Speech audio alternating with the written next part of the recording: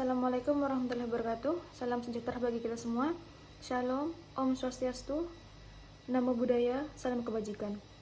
Ada pepatah mengatakan, tak kenal maka tak sayang. Oleh sebab itu, izinkan saya memperkenalkan diri terlebih dahulu. Perkenalkan, nama saya Rizzatul Ula dari program studi ekonomi pembangunan dengan NIM 198. Video ini dibuat untuk memenuhi salah satu tugas mata kuliah, yaitu sejarah pemikiran ekonomi.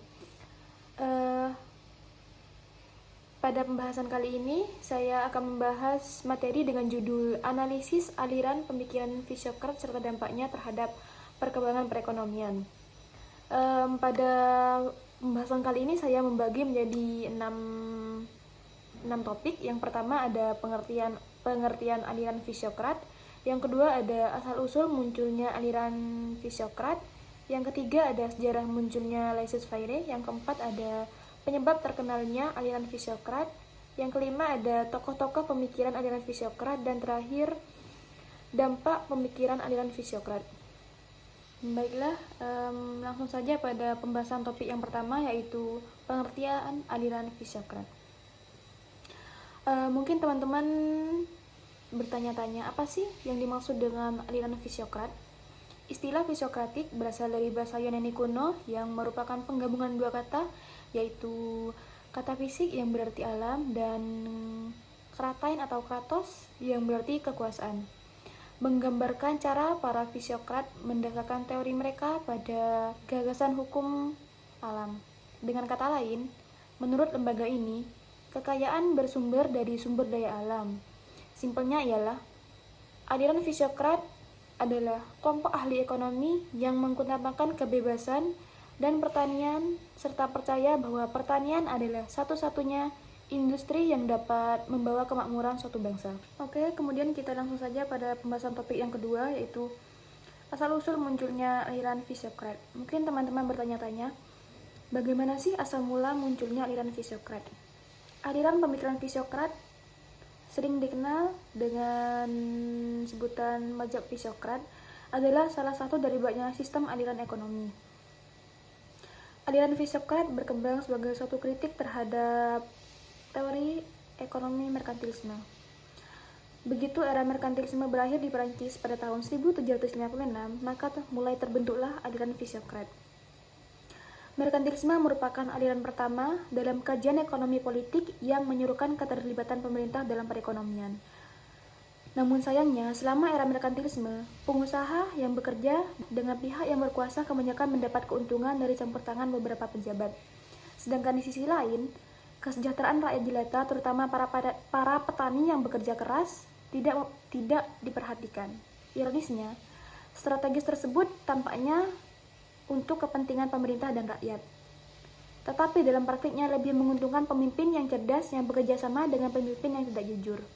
Sebagai reaksi terhadap keistimewaan yang dinikmati para pejabat dan juga penguasa, maka terbentuklah aliran pemikiran baru yang kemudian dikenal dengan fisiokratisme. Kaum fisiokrat percaya bahwa sumber daya alam adalah sumber kekayaan sejati, bertentangan dengan kaum merkantilisme yang percaya bahwa perdagangan luar negeri adalah aset kekayaan suatu bangsa. Hukum alam yang syarat dengan keselarasan dan juga kesejahteraan tersebut berlaku kapanpun, dimanapun, dan dalam keadaan apapun. Para fisiokrat berpendapat bahwa sistem ekonomi sebanding dengan alam yang harmonis. Setiap orang harus diberi kebebasan untuk mengejar kepentingannya sendiri. Pemerintah tidak perlu ikut campur karena alam yang akan mengurus semuanya. Inilah yang berkembang menjadi konsep pelintas laissez-faire yang secara kasar diterjemahkan menjadi biarkan semuanya terjadi, biarkan semuanya berlalu. Kemudian Adam Smith secara lebih lanjut mengembangkan filosofi tersebut. Semua tindakan manusia akan berjalan lancar, spontan, dan mengatur diri sendiri tanpa keterlibatan atau adanya campur tangan dari pemerintah. Selain itu, kaum fisiokrat juga membagi masyarakat dalam 4 golongan. Yang pertama ada kelas sosial yang produktif, kemudian yang kedua ada kelas tuan tanah, yang ketiga ada golongan pedagang dan juga pengrajin yang tidak produktif, kemudian yang terakhir ada golongan pekerja atau buruh yang mendapat gaji karena disiplin. Oke, selanjutnya kita masuk pada pembahasan topik yang ketiga, yaitu sejarah munculnya laissez-faire. Ungkapan laissez-faire adalah sebuah frasa bahasa Prancis yang berarti biarkan terjadi. Frasa ini berasal dari diksi Prancis yang awalnya digunakan oleh para fisiokrat pada abad ke-18 sebagai sarana protes terhadap campur tangan pemerintah dalam perdagangan. Munculnya laissez-faire berawal dari hasil kritikan aliran fisiokrat tentang pendapat merkantilisme yang menegaskan bahwa suatu negara akan berhasil jika mempertahankan mata uangnya dalam logam, khususnya emas dan perak. Selain itu, sumber pendapatan termasuk perdagangan luar negeri dimonopoli serta orang-orang yang tidak memiliki kewenangan hukum untuk menjalankan bisnis sendiri tanpa adanya izin dari pemerintah. Membuat beberapa fisiokrat percaya bahwa pemerintah cenderung menindas warganya dan menolak kesempatan mereka untuk membangun bisnis yang mereka inginkan. Selain itu, para fisiokrat mengatakan bahwa dengan menaikkan harga barang domestik dan memberlakukan pajak yang berlebihan, mereka mencegah konsumen dan pedagang untuk melakukan pembelian atau meluncurkan bisnis baru.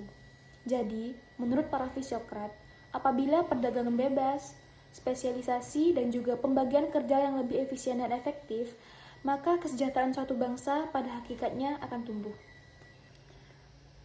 Kemudian kita lanjut pada pembahasan topik yang keempat, yaitu penyebab terkenalnya aliran fisiokrat. Aliran fisiokrat dan juga klasik adalah dua teori ekonomi yang menonjol pada abad ke-18. Sementara yang klasik menguasai Skotlandia dan juga Inggris, para fisiokrat menguasai Prancis. Aliran fisiokrat terkenal karena beberapa alasan, antara lain, perwakilan paling terkenal adalah Francois Quesnay.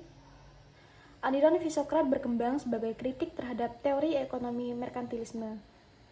Hukum alam juga menggambarkan bagaimana lingkaran ekonomi bergerak.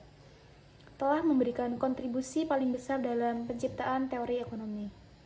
Kemudian alasan yang kedua adalah kelas produktif yang terdiri dari kaum tani, kelas des propriétaires yang terdiri dari pemilik tanah, kelas steril atau kelas Stipendial yang meliputi pedagang dan juga produsen, dan yang terakhir ada kelas pasif yang terdiri dari para pekerja, merupakan pilar-pilar dasar dari mazhab fisiokrat.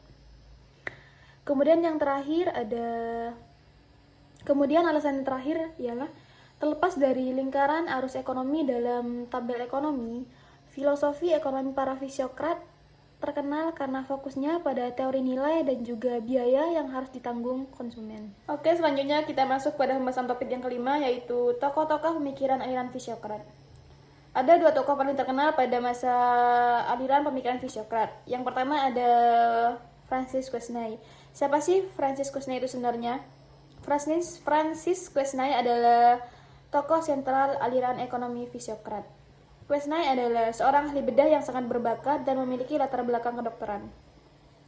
Suatu hari ia mendapat undangan untuk bergabung dengan Academia des Sciences, sebuah organisasi ilmiah bergengsi pada saat itu. Sejak saat itu, ia mulai memperhatikan masalah ekonomi. Quesnay menulis buku yang berjudul Tableau Économique pada tahun 1758. Tidak mengherankan bahwa Quesnay membandingkan struktur ekonomi suatu negara dengan proses biologis yang menopang keberadaan manusia dalam buku itu. Menurutnya, jika dilihat dari suatu unsur lainnya, maka proses dan gejala ekonomi akan menyatu membentuk satu kesatuan dengan seperangkat hukumnya sendiri. Menurut Quesnay, karena hukum ekonomi mengikuti hukum alam, maka alam di sini adalah tanah. Adalah satu-satunya sumber kemakmuran manusia. Quesnay mengusulkan agar kebijakan pemerintah harus fokus terutama pada peningkatan taraf hidup petani karena mereka adalah yang paling produktif dari 4 kelas yang ada. Konsep Quesnay lebih berkembang daripada teori ekonomi sebelumnya. Pola dan garis penerarannya dapat menangani peristiwa ekonomi, fakta, dan juga masalah yang dialami semua masyarakat. Tokoh selanjutnya adalah Jacques Turgot.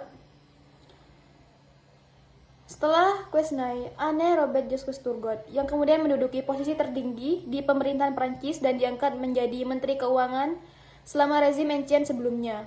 Turgot adalah fisiokrat yang paling dikenang saat ini. Ia menawarkan dukungan untuk perluasan perusahaan pertanian dan juga telah memberikan kontribusi yang signifikan terhadap pertumbuhan ekonomi. Yaitu, yang pertama ada teori pembentukan modal. Teori Turgot ini membahas tentang modal komunitas dan juga keuntungan pengusaha serta sewa tanah yang dapat memberikan nilai tambah. Kemudian yang kedua ada teori hukum hasil. Teori ini membahas tentang hasil yang dapat diterima oleh perusahaan pertanian. Turgot juga mengamati bahwa setelah titik tertentu, perusahaan akan mendapatkan hasil yang semakin sedikit. Saat para fisiokrat menghancurkan seluruh catatan merkantilisme, sistem fisiokratis membutuhkan pembangunan kembali ekonomi secara menyeluruh. Tujuan para fisiokrat termasuk mendorong sistem pertanian skala besar yang efektif dan juga mengatur ulang ekonomi Prancis melalui reformasi pajak. Aliran fisiokrat berpendapat bahwa keunggulan individu seimbang sempurna. Individualisme dianggap sebagai filosofi penuntun para fisiokrat. Baik, kita masuk pada pembahasan topik yang terakhir, yaitu dampak pemikiran aliran fisiokrat. Ada 3 hal yang membuat kaum fisiokrat memiliki dampak yang lumayan besar terhadap perkembangan sistem perekonomian, yaitu yang pertama ialah penganut mazhab fisiokrat percaya bahwa teori yang mereka kembangkan adalah teori yang objektif secara ilmiah dan juga berhasil menyusun pemahaman yang mendalam tentang sistem ekonomi.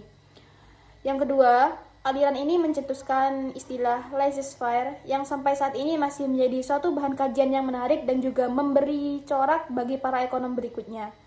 Kemudian yang terakhir ialah riset yang mereka kembangkan berfungsi sebagai landasan bagi analisis makro yang berupaya menjelaskan asal-usul pendapatan nasional serta bagaimana pembagiannya di antara unsur-unsur masyarakat. Mungkin cukup sampai di sini pembahasan yang dapat saya sampaikan. Apabila ada salah kata yang saya ucapkan, saya minta maaf. Kurang lebihnya, saya juga mohon maaf. Saya ucapkan terima kasih. Wassalamualaikum warahmatullahi wabarakatuh.